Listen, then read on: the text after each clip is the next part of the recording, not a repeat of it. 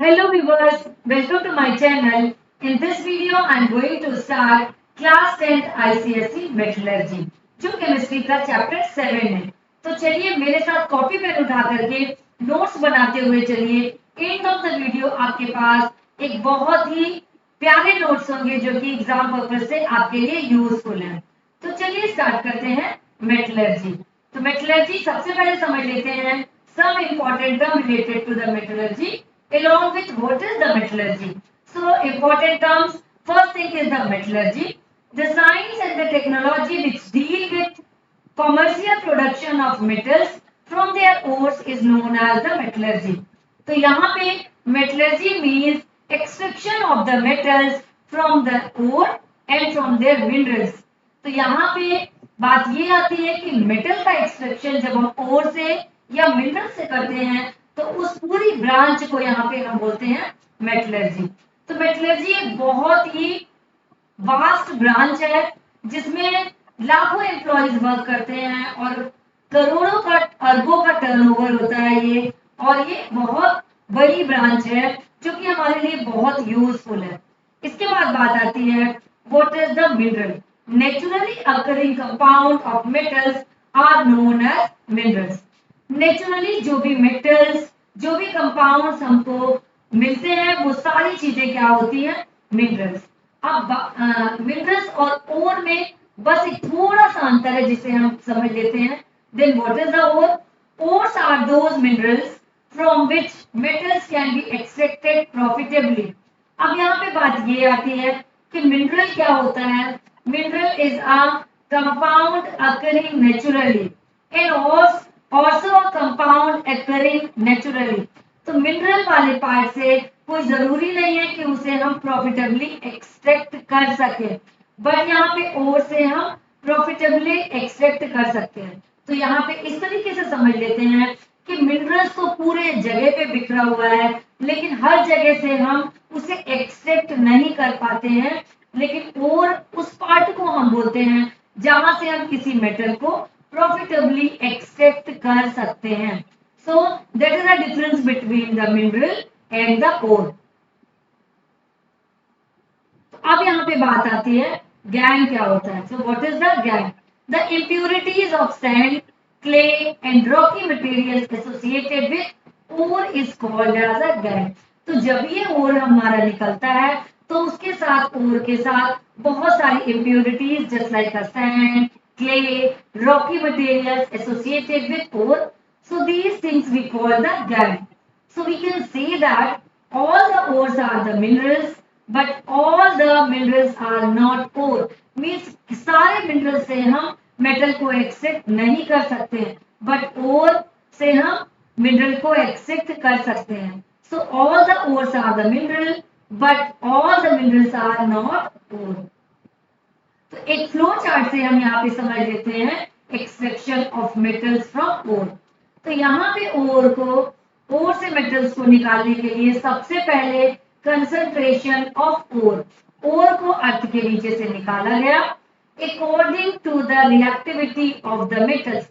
वो ओर किस मेटल का है उसके ऊपर डिपेंड करता है। तो यहाँ पे रिएक्टिविटी ऑफ द मेटल्स हमने पढ़ी थी थ्रू द रिएक्टिविटी सीरीज। तो रिएक्टिविटी सीरीज को यहाँ पे हमने लर्न करने की एक छोटी सी ट्रिक निकाली थी जिसके through for example Kedar 1 minute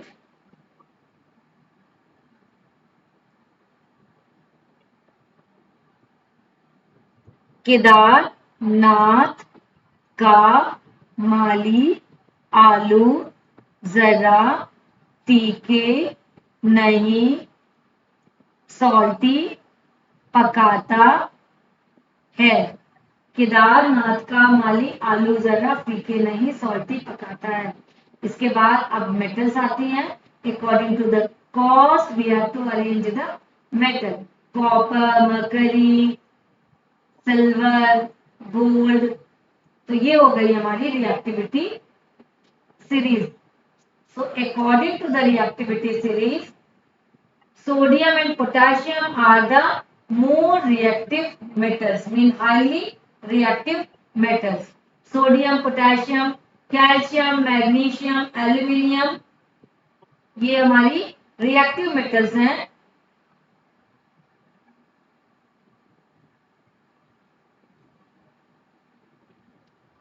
ये हमारी रिएक्टिव मेटल्स हैं। इन रिएक्टिव मेटल्स को हम थ्रू द इलेक्ट्रोलाइसिस अलग कर सकते हैं।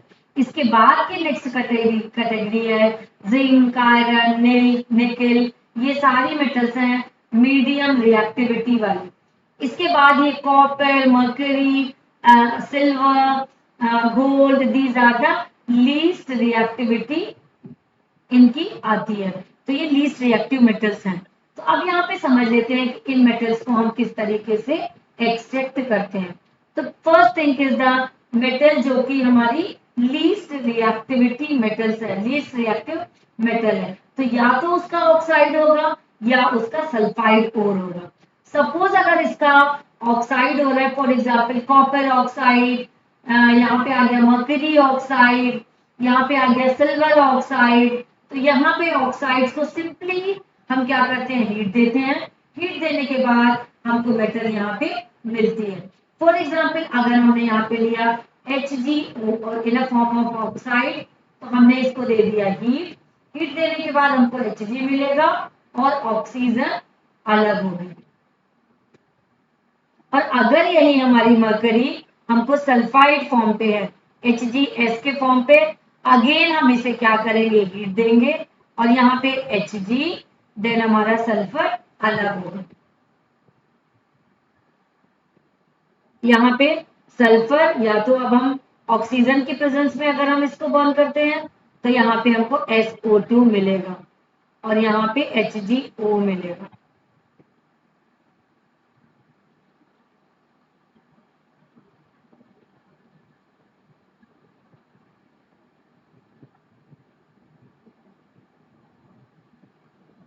तो यहाँ पे समझ लेते हैं कि फॉर एग्जाम्पल अगर मैंने यहाँ पे ली है लीस्ट रिएक्टिव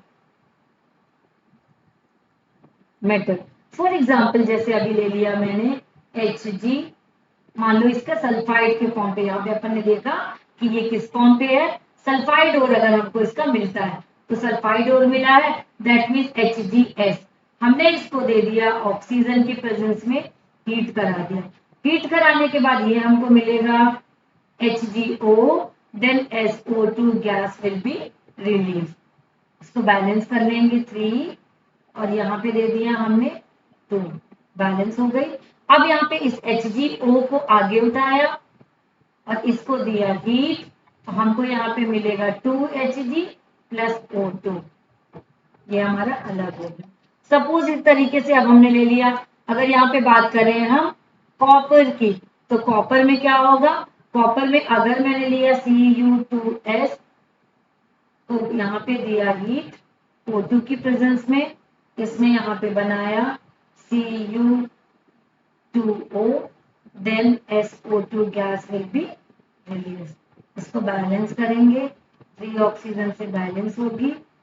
अब यहाँ पे Cu2O को आगे बढ़ाया, Cu2O, इसको दिया हीट। हीट देखने पे हमें मिलेगा यहाँ पे copper, then oxygen.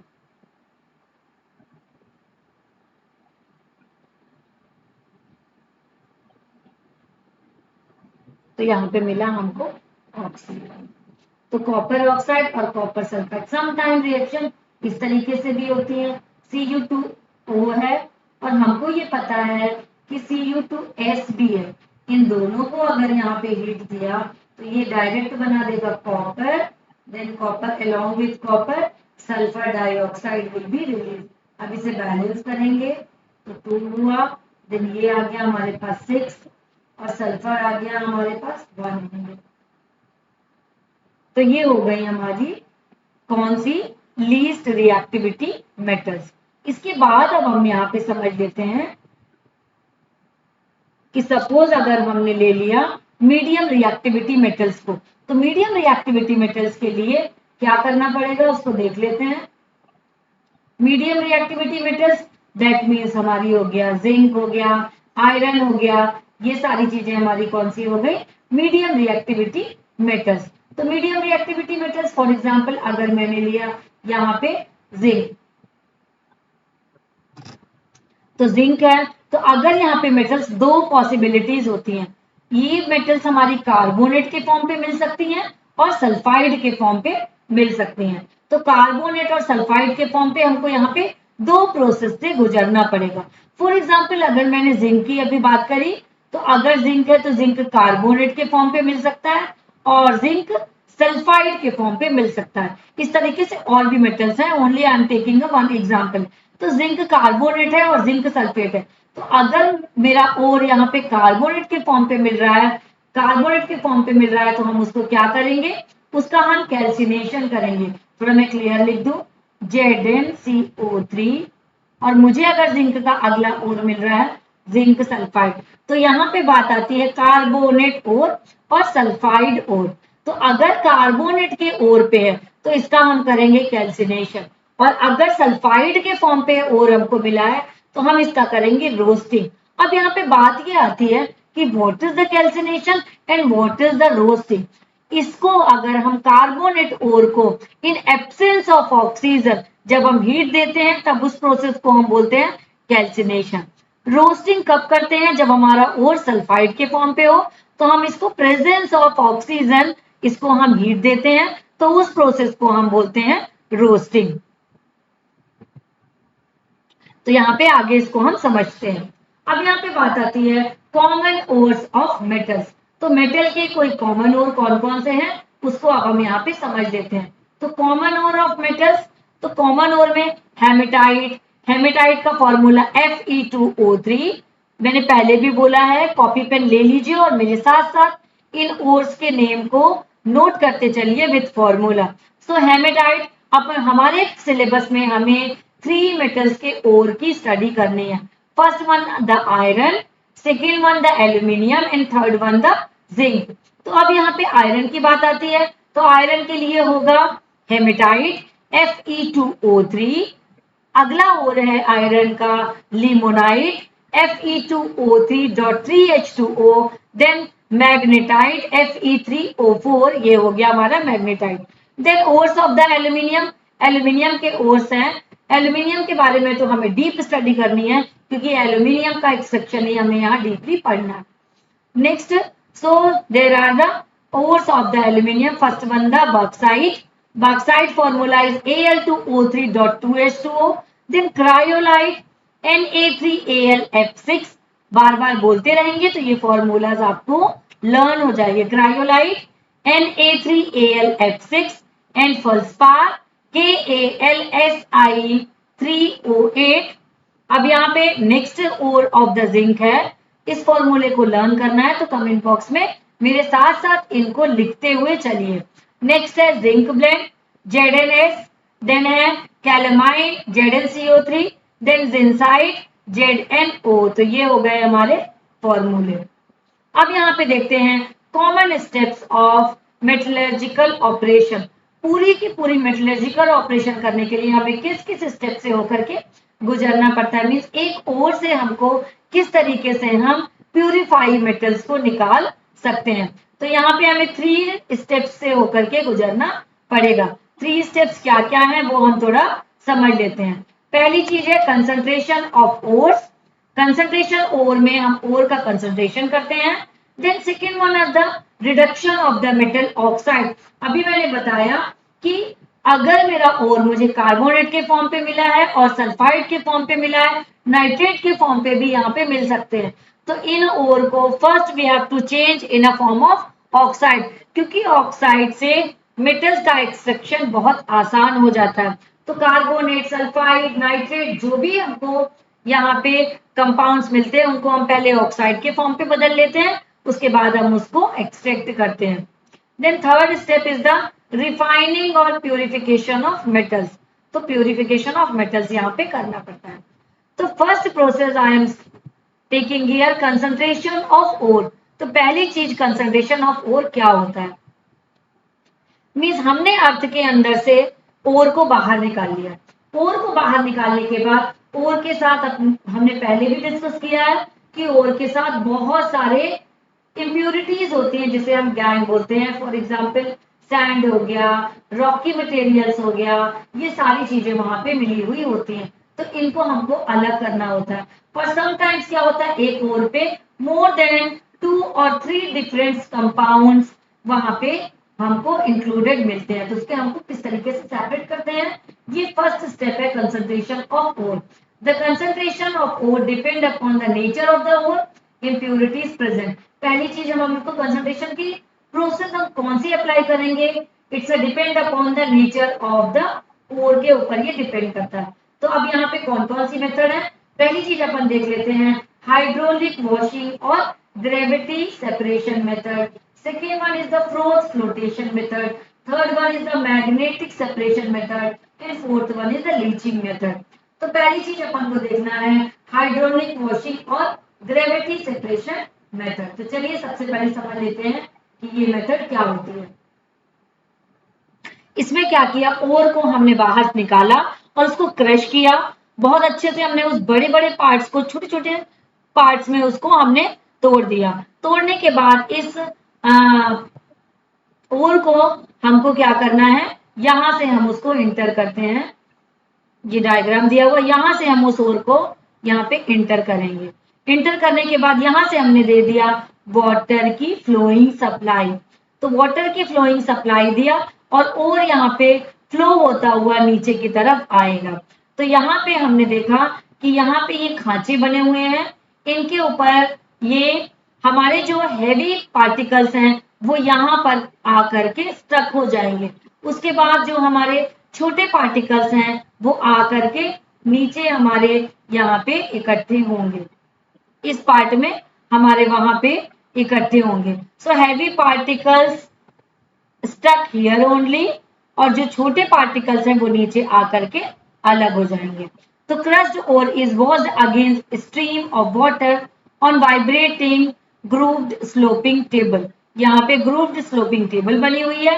Lighter gangue particle are washed away with running water while heavier ore particles are remained behind the grooves। इस ग्रूव्स में आकर के वो स्टक हो जाते हैं। तो यहाँ पे हमने इसको दो पार्ट में डिवाइड कर दिया, lighter in down side and heavier to up side. अब यहाँ पे अगली प्रोसेस देखते हैं अपन। Next process is the froth flotation method. Froth flotation में क्या करते हैं, यहाँ पे अगर हमारे पास ओर पे सल्फाइड के कंपाउंड्स प्रेजेंट हैं तो सल्फाइड के कंपाउंड्स को हम फ्रोथ फ्लोटेशन के थ्रू सेपरेट करते हैं। तो यहाँ पे हमने देख लिया कि दो पार्ट हो गए हमारा, एक ओर हो गया, दूसरा हमारा गैंग हो गया। गैंग मीन्स द इम्प्यूरिटी, और ओर हमारा हो गया। तो यहाँ पे इम्प्यूरिटीज को अब हमें दो पार्ट हो गए, तो पाउडर्ड ओर। अब यहाँ पे दो चीजें हैं, तो एक तो हमारा वेट हो जाएगा ore wetted by oil and gangue wetted by water.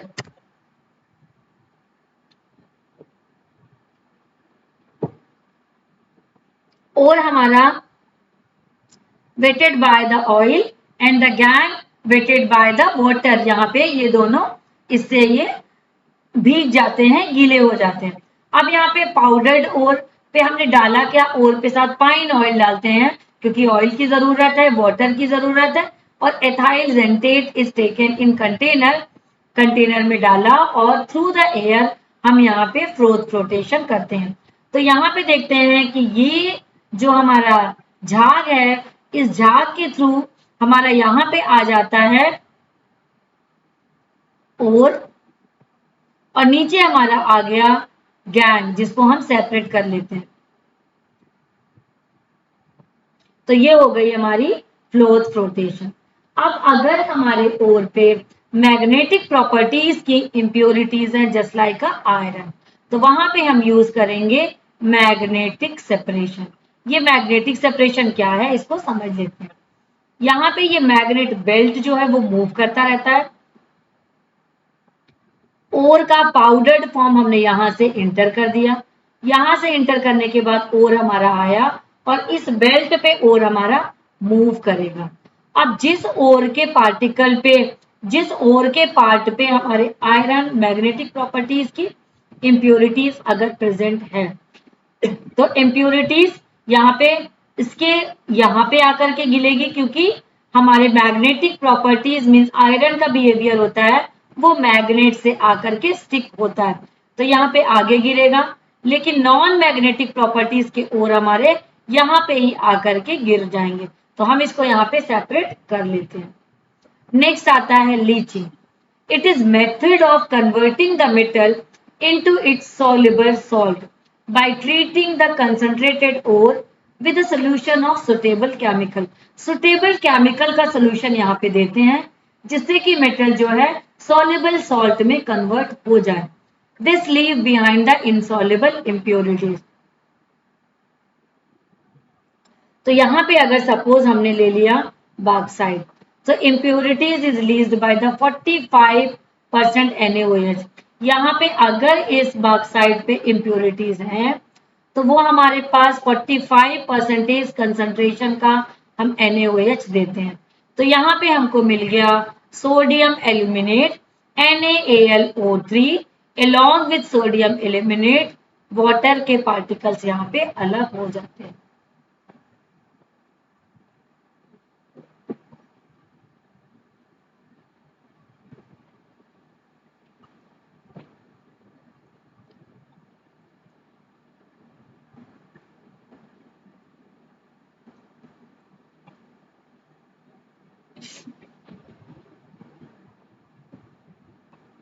Next अपन देखते हैं यहाँ पे, अब यहाँ पे आगे हो गया सोडियम एल्यूमिनेट को हमने आगे बढ़ाया, यहाँ पे हमें मिला ये सोडियम एल्यूमिनेट, इसी को हम आगे प्रोसीजर को बढ़ा रहे हैं। सोडियम एल्यूमिनेट को आगे बढ़ाया, सोडियम एल्यूमिनेट को एक्वस किया, मीन्स हमने ये मिला हमें ड्राई, हमने इस पे डाला वाटर, वाटर डालने के बाद ये पीपीटी का फॉर्मेशन करता है जो कि aluminium hydroxide AlOH whole thrice PPT मिलेगा और NaOH मिलेगा। तो ये हो गया हमारा स्टेप 2। स्टेप 1 मीन्स स्टेप 1 में बॉक्साइड लिया, बॉक्साइड लेने के बाद 45% ऑफ कंसंट्रेशन के NaOH के साथ इसको ट्रीट किया। इसके बाद हमको मिल गया यहाँ पे sodium aluminate, along with sodium aluminate 3 molecule of water यहाँ पे निकल रहा है। नेक्स्ट स्टेप है हमारा, यहाँ पे मिल गया हमको पीपीटी एल्यूमिनियम हाइड्रोक्साइड का। The solution is filtered to remove insoluble impurities. The filtrate is seeded with freshly precipitated AlOH whole thrice. When most of metal is precipitated as AlOH whole thrice, which is dried and heated to form Al2O3. यहाँ पे हमने क्या किया, AlOH whole thrice को लिया और उसको दिया हीट, इसको दिया हीट, हीट देने के बाद ये Al2O3 मीन्स एल्यूमिना हमको यहाँ पे मिला।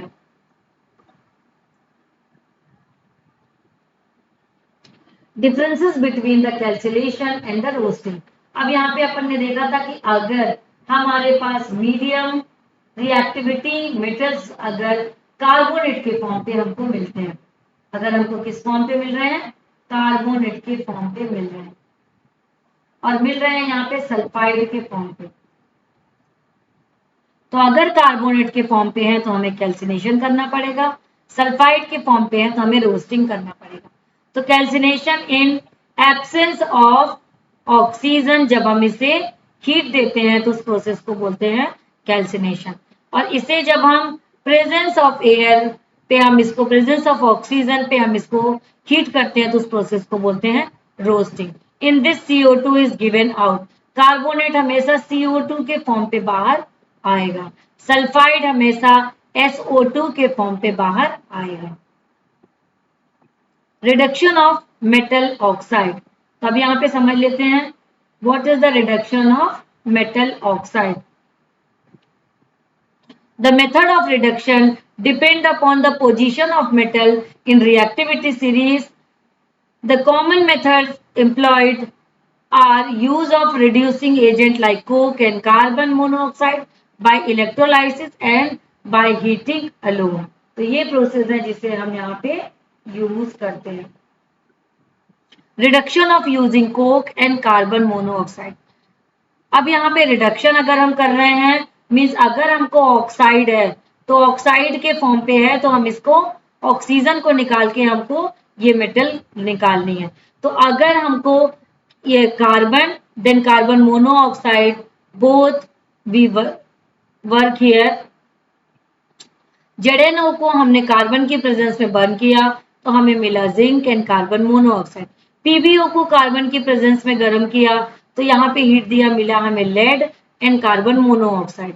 अब यहाँ पे Fe2O3, Fe2O3 means ferric oxide. Ferric oxide को हमने कार्बन मोनोऑक्साइड की प्रेजेंस में बर्न किया तो यहाँ पे हमको मिल गया iron then carbon monoxide. Aluminothermy. अब यहाँ पे एक प्रोसेस क्या है, oxide of certain metal like chromium manganese are not easily reduced by CO। In such cases aluminium which is the more electropositive than chromium. इन सब से जो है एल्यूमिनियम मोर इलेक्ट्रोपॉजिटिव एलिमेंट्स होता है, इसीलिए यहाँ पे रिड्यूसिंग एजेंट हम यूज करते हैं एल्यूमिनियम को। This process is known as the aluminothermy. एक बार और समझ लीजिए, अभी तक हमने यहाँ पे किसको देखा, कार्बन से हमने रिडक्शन कराया एंड कार्बन मोनोऑक्साइड से रिडक्शन कराया। अब यहाँ पे हम reduction like chromium manganese are not easily reduced by the carbon monoxide. In this case we will use here aluminium as a reducing agent.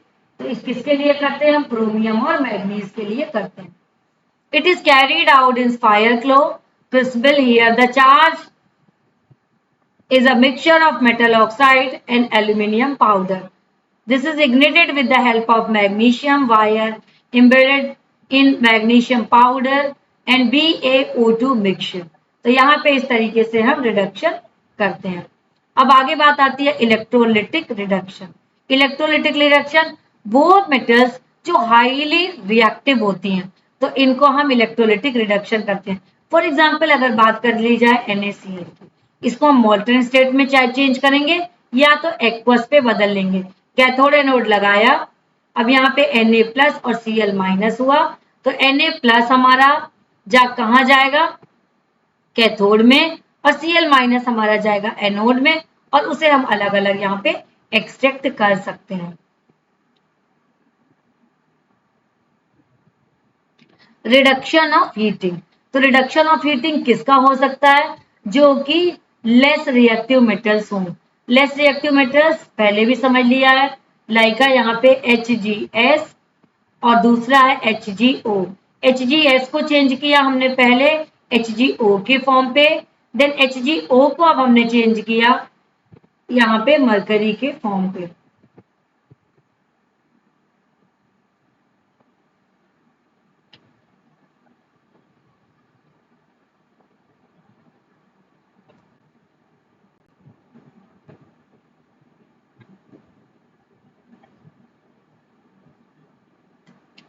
अब यहाँ पे अपन देखते हैं, नेक्स्ट है हमारा 1 मिनट।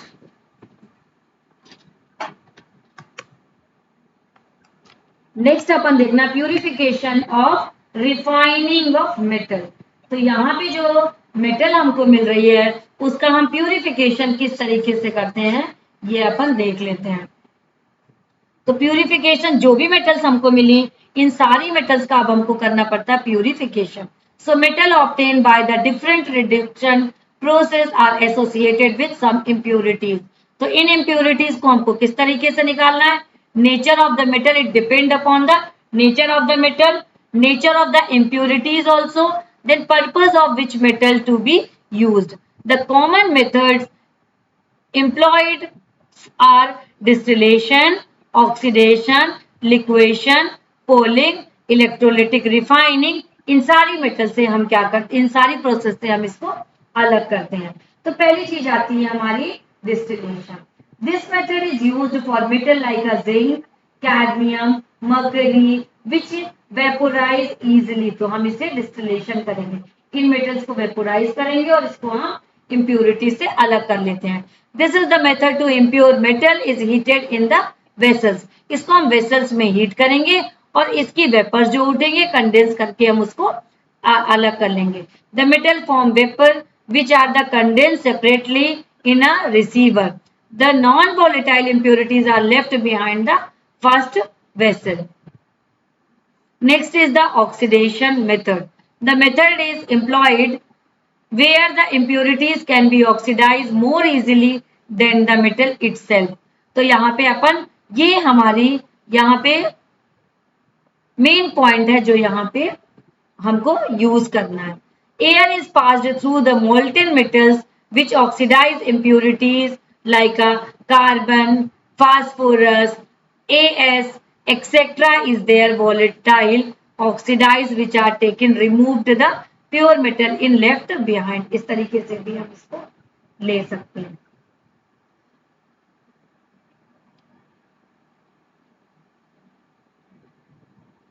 अब यहाँ पे बात आती है electrolytic refining. The block of impure metal is made as a anode and the pure metal rod is made as cathode. इसकी प्रोसेस के लिए हम इसको स्पेशली अभी यूज करेंगे आगे एल्यूमिनियम के एक्सट्रैक्शन में. तो यहाँ पे अपन क्या करते हैं, इम्प्योर मेटल का ले लेते हैं एनोड और प्योर मेटल का ले लेते हैं cathode. Aqua solution of some salt solution of metal is used. Metal का एक्वा सोल्यूशन हमने यहाँ पे ले लिया. इलेक्ट्रिक करंट पास करने पे metals ion from electrolyte is deposited as at cathode the form of pure metal. On other hand, the equivalent amount of metal dissolved from anode and goes into the electrolyte in the form of metal. The impurities either go to the solution in settle near anode and cathode. तो ये सारी process को use करते हुए हम आगे बढ़ते हैं. अब यहाँ पे आगे अब हमें डिटेल में देखना है एक्सट्रैक्शन ऑफ एल्यूमिनियम, जो कि हम इसको अगले वीडियो में से कवर करेंगे. तो अब यहाँ पे एक बार और समझ लेते हैं कि extraction of metal through the flow chart. अगर वहां पे थोड़े से भी डाउट्स हो तो again one more time I am explaining here. क्या करना पड़ता है, जनरल हम क्या किए, हमको ओर मिला. ओर में अब ये ध्यान देना है कि कौन सा मेटल हमको निकालना है और उसमें कौन सा मेटल प्रेजेंट है. तो उसमें सबसे पहले 3 type of metal, high reactivity, then medium reactivity, then least reactivity. High reactivities में हम यहाँ पे देखते हैं sodium, potassium, calcium, magnesium, aluminium को यहाँ पे हाई रिएक्टिविटी पे हम रखते हैं. इन मेटल्स को एक्सट्रैक्ट करने के लिए we can use electrolysis of molten ore. Molten ore का इलेक्ट्रोलाइसिस हमें यहाँ पे करना पड़ता है. बीच वाली मेटल्स हैं लाइक जिंक, आयरन, ये इस मेटल्स में या तो उसके कार्बोनेट मिलेंगे या तो सल्फाइड मिलेंगे. कार्बोनेट मिलेगा तो हम कैल्सिनेशन करेंगे, नहीं तो रोस्टिंग करेंगे, उसे चेंज करेंगे ऑक्साइड ऑफ मेटल में. देन ऑक्साइड ऑफ मेटल का करेंगे रिडक्शन ऑफ मेटल, देन आगे करेंगे प्यूरिफिकेशन. सल्फाइड है अगर तो डायरेक्ट उसकी कर देंगे रोस्टिंग. रोस्टिंग करने के बाद हमको मेटल मिलेगा और मेटल का हम करेंगे प्यूरिफिकेशन. तो अब आगे अब हम देखेंगे एक्सट्रैक्शन ऑफ एल्यूमिनियम, जो कि हम कहाँ कंप्लीट करेंगे, नेक्स्ट वीडियो में उसे अब हम कवर करेंगे. तो अगर आपको मेरा चैनल अच्छा लगता है तो प्लीज लाइक करिए, सब्सक्राइब करिए और अपने फ्रेंड्स के बीच में इसको शेयर करिए. तो चलिए पढ़ते रहिए, फिर मिलते हैं नेक्स्ट वीडियो में. Thank you.